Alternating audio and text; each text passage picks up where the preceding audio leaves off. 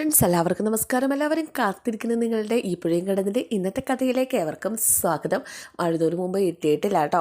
നമുക്ക് എന്തായാലും ഈ പുഴയും കടന്നിൻ്റെ കഥയിലേക്ക് പോകാം. അങ്ങനെ ജയപാലൻ നമ്മുടെ നെവിനെ അപായപ്പെടുത്താനായിട്ട് പിന്തുടർന്ന് പോവുകയാണ്. ജയപാലൻ എന്തെങ്കിലും ചെയ്താലോ, അതിനു മുമ്പ് അച്ഛനെ കണ്ടെത്തണം, നെവിനെ എന്തെങ്കിലും ചെയ്താലോ, ഒരിക്കലും അത് സംഭവിക്കരുത് എന്ന് വിചാരിച്ച് തൊട്ടു പിന്നാലെ രാഗിണിയുണ്ട്. അങ്ങനെ ഒരു സ്ഥലത്ത് വെച്ച് കുറേ നേരം ഇവനെ ഫോളോ ചെയ്തതിന് ശേഷം തക്കം പാർത്തിരുന്ന് അപായപ്പെടുത്തുകയാണ്. നെവിൻ പുറകെ വണ്ടി വരുന്നുണ്ടെന്ന് കണ്ടതും പരമാവധി സ്പീഡിൽ വരാനും സൈഡ് ഒതുക്കാനൊക്കെ നോക്കുന്നുണ്ട്. പക്ഷേ തന്നെ അപായപ്പെടുത്തുമെന്ന് നെവിന് മനസ്സിലായി. അതുകൊണ്ട് തന്നെ പരമാവധി സ്പീഡിൽ വിടുകയാണ്. പക്ഷേ അതിനു മുമ്പ് തന്നെ ജയപാലൻ സർവ്വശക്തിയും എടുത്ത് ആ വണ്ടി കൊണ്ടുവന്ന് നെവിൻ്റെ ബൈക്കിന് ഇടിപ്പിച്ചു. നെവിൻ മറിഞ്ഞു കുത്തി വീണു കേട്ടോ. ആക്സിഡൻറ്റ് സംഭവിച്ചു. അപ്പോഴേക്കും ഇയാൾ കൊണ്ടുവന്ന് പതുക്കെ വണ്ടിയൊക്കെ മാറ്റി നിർത്തി. അതിനുശേഷം പതുക്കെ നെവിൻ്റെ അരികിലേക്ക് ചെല്ലാണ്. അസുരൻ അട്ടഹസിക്കുന്നത് പോലെ അട്ടഹസിച്ച് ആ വണ്ടി ചാരി ഇങ്ങനെ നോക്കി നിൽക്കുകയാണ്. നെവിൻ വെപ്രാളപ്പെട്ട് കിടന്ന് പിടയുന്നത്. പ്ലീസ് എന്നെ രക്ഷിക്ക്, ഹെൽപ്പ് പ്ലീസ് എന്നൊക്കെ പറയുന്നുണ്ട് നെവിന് കണ്ണ് തുറക്കാൻ പോലും പറ്റുന്നില്ലാത്തൊരവസ്ഥയാണ് കേട്ടോ. ജയപാലൻ അരികിലേക്ക് ചെന്നു. എടാ എന്താടാ ഹെൽപ്പോ, എന്തിനടാ ഹെൽപ്പ്? എടാ കുറച്ച് മുമ്പ് മിഷൻ വർക്ക് ചെയ്യുന്ന പോലെ വർക്ക് ചെയ്ത് നിൻ്റെ നാവില്ലേ, അതിൽ നിന്നിപ്പോൾ ഞരക്കം മാത്രമേ വരുന്നുള്ളൂ, പ്ലീസ് എന്ന് നെവിൻ പറഞ്ഞപ്പോൾ നീ എന്താടാ പറഞ്ഞത്? എൻ്റെ മകളെ കഴുത്തി കല്ല് കെട്ടി കയറ്റി താത്താനോ, അല്ലെങ്കിൽ നാട്ടുകാരവളെ തല്ലിക്കൊല്ലുന്നോ? ആഹാ എടാ ഒരു കാര്യം ഞാൻ പറയട്ടെ, എന്തായാലും അവളുടെ കാര്യമോർത്ത് നീ വിഷമിക്കണ്ട. മുകളിൽ നിന്നുള്ള വിളി വന്നത് നിനക്കാ, നീ ഒന്നും ചിന്തിക്കണ്ട, നീ കാലിൻ്റെ അടുത്തേക്ക് പോ കേട്ടോ. അല്ല നിൻ്റെ കൈ വളരുന്നോ കാല് വളരുന്നോ എന്ന് നോക്കി നിന്ന കണ്ണ, ഈ കണ്ണുകൊണ്ടേ ഇനി നിൻ്റെ ചാവ് കാണാൻ വയ്യ മോനെ. ജയപാലനങ്ങളെ അങ്ങ് പോവാ. എടാ മക്കളെ പിണക്കമൊന്നും വെച്ചേക്കല്ലേ കേട്ടോടാ നെവിനെ, പ്ലീസ് ഹെൽപ്പ് എന്ന് നെവിൻ വീണ്ടും പറയുന്നുണ്ട്. പക്ഷേ ജയപാലന് വല്ല മനസാക്ഷിയുണ്ടോ? ജയപാലൻ വണ്ടി എടുത്തുകൊണ്ട് അങ്ങോട്ട് പോയി. അങ്ങനെ ചോര വാർന്ന് നെവിൻ നടു റോഡിൽ ഇങ്ങനെ കിടക്കാണ്. നടു റോഡിലല്ല, റോഡിൻ്റെ ഒരു ഓരം ചേർന്നാണ്. ആക്സിഡൻറ്റ് കേസിൻ്റെ നൂലാമാലകളെ പേടിച്ച് വരുന്നവരാരും വണ്ടി നിർത്തുന്നില്ല കേട്ടോ. ഇതേസമയം നമ്മുടെ രാഗിണി ഈ നെവിനെ അന്വേഷിച്ച് പായുകയാണെന്ന് തന്നെ പറയാം. അങ്ങനെ കുറേ ദൂരം രാഗിണി വണ്ടി ഓടിച്ചതിന് ശേഷമാണ് നെവിൻ കിടക്കുന്ന സ്ഥലത്തേക്ക് എത്തുന്നത്. നെവിനെ കണ്ടു. ഇങ്ങനെ നോക്കി ഒരു ആക്സിഡൻറ്റ് എവിടെയെങ്കിലും നടന്നിട്ടുണ്ടോ എന്ന് നോക്കി പോകുന്നത് കൊണ്ട് തന്നെ രാഗിണിയുടെ കണ്ണിൽ പെട്ടു എന്ന് തന്നെ പറയാം. ഞാൻ ഓടി വന്ന് നെവിൻ കണ്ണു തുറക്ക് എന്നൊക്കെ പറയാണ്. ആ സമയത്ത് രണ്ടുപേരും ആ ബൈക്ക് ലാവഴിക്ക് വന്നു. എന്ത് പറ്റി മോളെ എന്ന് ചോദിച്ചു.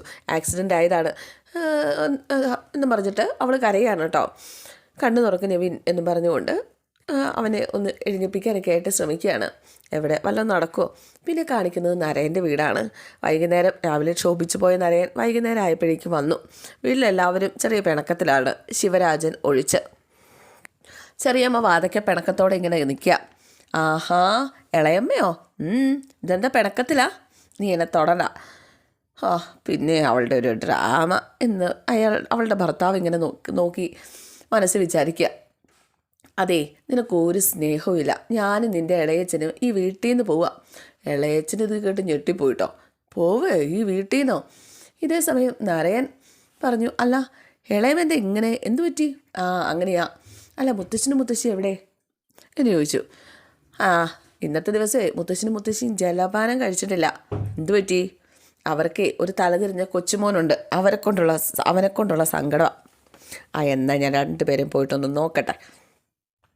ഇതേ സമയം നരയൻ നിന്നിട്ട് അകത്തേക്ക് പോവാണ്. അപ്പോഴേക്ക് ഇളയമ്മയ്ക്കരികിലേക്ക് ഇളയച്ച വന്നിട്ട് നീ വീട് വിട്ടു വന്ന് പോവാന്ന് പറഞ്ഞപ്പോഴേ ഞാനൊന്ന് പേടിച്ചു.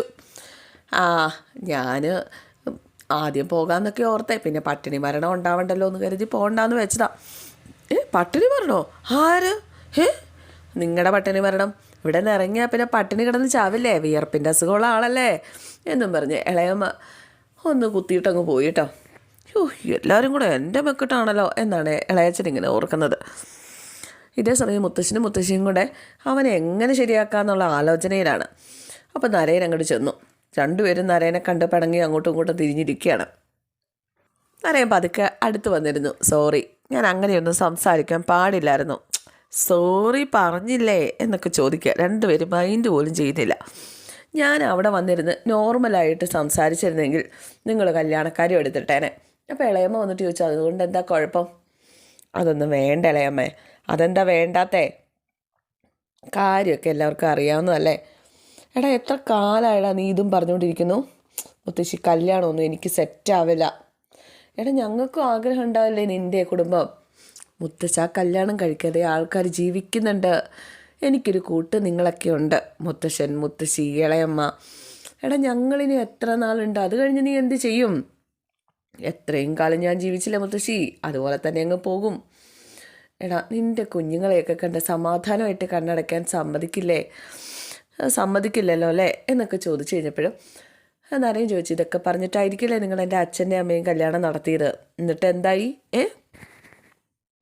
നിങ്ങൾക്ക് മുമ്പേ വെളി വന്ന് അവർ മുകളിലേക്ക് പോയി, ഞാനിവിടെ തനിച്ചുമായി. അതാണ് മുത്തശ്ശ ഞാൻ പറയുന്നത്. ഒരു വൃത്തം വരച്ചിട്ട് അതിനകത്ത് ജീവിക്കാനൊന്നും പറ്റില്ല. എല്ലാവരുടെയും ജീവിതം വ്യത്യസ്തമാണ്. കല്യാണം ഒരു പൊതുവായ മാനദണ്ഡമല്ല. ഇപ്പം കല്യാണം കഴിക്കാതെ നല്ലതുപോലെ ജീവിച്ച് വരുന്നവരില്ലേ, കല്യാണം കഴിച്ചത് കൊണ്ട് മാത്രം നശിച്ചു പോയവരും ഉണ്ടല്ലോ. അപ്പം മുത്തശ്ശി പറഞ്ഞു, നീ അല്ലല്ലോ ഇപ്പം പഠിച്ചതിൻ്റെ ഗുണമാണ്. എൻ്റെ മുത്തശ്ശി, ഞാൻ വാദിച്ച് തോൽപ്പിക്കാനൊന്നും അല്ല മുത്തശ്ശി. നമുക്കൊരൊറ്റ ജീവിതമേ ഉള്ളൂ. അത് എത്ര കാലമാണെന്ന് നമുക്കറിയില്ല. ഓരോരുത്തരും അവരവരുടെ ഇഷ്ടത്തിന് ജീവിക്കുന്നു. നിങ്ങളുടെ പ്രതീക്ഷകൾക്കും ആഗ്രഹത്തിന് വേണ്ടിയിട്ട് തന്നെയല്ലേ ഞാൻ ജീവിക്കുന്നത്? എടാ മോനെ, ഇതല്ലേ ഞങ്ങളുടെ ഏറ്റവും വലിയ ആഗ്രഹം, ആവശ്യം എന്ന് ചോദിച്ചു. നരേൻ പതുക്കെ എഴുന്നേറ്റു. നരേന് ദേഷ്യം വരുന്നുണ്ട്. എന്നിട്ടും പിടിച്ചു നിർത്തി. ശരി, നമുക്ക് പരിഗണിക്കാം. സത്യം? നേരാണോ മോനെ നീ പറയുന്നത്? പരിഗണിക്കാമെന്ന് പറഞ്ഞില്ലേ, അതുവരെ നിങ്ങളൊന്ന് ക്ഷമിക്കുക. ദേ ഇളയമ്മേ, ഭക്ഷണം എടുത്തുകൊണ്ട് വന്നേ. ഇന്ന് ഞാനാണ് ഇവർക്ക് ഭക്ഷണം ഇവർക്ക് കൊടുക്കാനായിട്ട് പോകുന്നത്. അപ്പോൾ ഇളയമ്മ ചോദിച്ചു, പിന്നെ ഭക്ഷണം എടുത്തുകൊണ്ട് വരാൻ നീ പെണ്ണ് കെട്ടി വെച്ചിട്ടുണ്ടോ? എന്നിട്ട് ഓർഡർ ചെയ്യുക. ഓഹോ, ഭക്ഷണത്തിന് വേണ്ടിയിട്ട് എന്തിനാ പെണ്ണ്? അതിനല്ലേ സീമേ അവൾ വീട്ടിൽ പോയി. കൂലിക്ക് നിൽക്കുന്നവർ ജോലി മാത്രമേ നോക്കുകയുള്ളൂ, ആത്മാർത്ഥത ഉണ്ടാവില്ല. എന്നാൽ സീമ വേണ്ട, എനിക്ക് കൈയുണ്ടല്ലോ, ഞാനെടുത്തിട്ട് വരാം എന്നും പറഞ്ഞ് അവൻ പോയി. അവൻ കല്യാണത്തിന് പാതി സമ്മതം മൂളിയിരിക്കുകയല്ലേ. എന്തായാലും നമ്മൾ രക്ഷപ്പെട്ടു.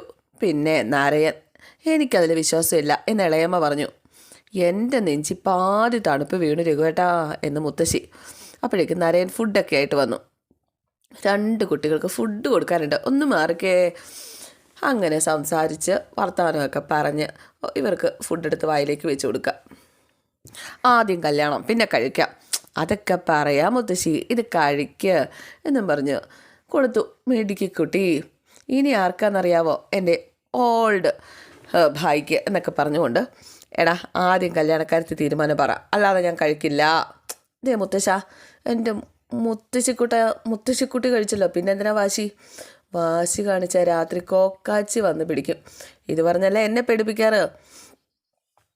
അങ്ങനെ വയറ് നിറഞ്ഞ് മുത്തശ്ശിക്കും ഭയങ്കര സന്തോഷമായി. കളിയും ചിരിയൊക്കെ ആയിട്ട് അത് മുഴുവൻ തിന്നു. എടാ മോനെ, നീ ഒരു തീരുമാനം പറഞ്ഞിട്ട് പോടാ. ശരി, പറയാം. ഇന്നത്തെ പരിപാടി ഉണ്ടല്ലോ, എന്നൊക്കെ കല്യാണം കഴിക്കാൻ വേണ്ടി ആൾക്കാരെ വിളിച്ചുകൊണ്ട് വന്നത്, അതിനെ ആവർത്തിച്ചാൽ മേലെ ഞാൻ ഈ വീട്ടിൽ കാലുകുത്തില്ല, എല്ലാവരും ഓർത്തോ എന്നും പറഞ്ഞിട്ട് നാരായണൻ ഒരൊറ്റ പോക്ക്. നിമിഷ നേരം കൊണ്ട് ആ സന്തോഷം ഇല്ലാതായി. ഞാൻ പറഞ്ഞതല്ലേ അധികം സന്തോഷിക്കേണ്ടെന്ന്. അവൻ്റെ അടുത്ത് നിന്ന് ഇതേ പ്രതീക്ഷിക്കാൻ പറ്റുള്ളൂ. അപ്പോൾ മുത്തശ്ശി പറഞ്ഞു, എൻ്റെ സന്തോഷങ്ങൾക്കല്ലെങ്കിലും അല്പായുസേ ഉള്ളൂ. ഒരു രാത്രി പോലും സമാധാനമായിട്ട് ഉറങ്ങാൻ പറ്റില്ല. നിമിഷ നേരം കൊണ്ട് ആ സന്തോഷം ഇല്ലാണ്ടാകും എന്ന് പറഞ്ഞ് മുത്തശ്ശി കരയുക. ഇതേ സമയം എങ്ങനെയെങ്കിലും ഓപ്പറേഷൻ നടത്താൻ വേണ്ടിയിട്ടുള്ള തത്രപ്പാടിലാണ് കാവേരി. ഫ്രീ ഓപ്പറേഷൻ വല്ലതും സജ്ജമാകുമെന്നൊക്കെ HR ചോദിക്കുകയാണ്. അപ്പോഴേക്കും പുള്ളിക്കാർ പറഞ്ഞു, ഫ്രീ ഓപ്പറേഷനൊക്കെ സമയമെടുക്കും, മാത്രമല്ല ഇവിടുത്തെ ടീം കാര്യങ്ങൾ നേരത്തെ അപേക്ഷ കൊടുക്കണം. ഇവിടുത്തെ എക്സ്പേർട്ട് ടീം നിങ്ങളുടെ ഫാമിലി ബാക്ക്ഗ്രൗണ്ട് പരിശോധിക്കും. നിങ്ങളുടെ കേസിൽ അധികം സമയമില്ലല്ലോ. ഇങ്ങനെ ആകെ സങ്കടപ്പെട്ട് കാവേരി ഇങ്ങനെ നിൽക്കുകയാണ്. അപ്പോഴാണ് നമ്മുടെ രാഗിണി ആ ഹോസ്പിറ്റലിലേക്ക് നെവിനെയും കൊണ്ട് വരുന്നത്.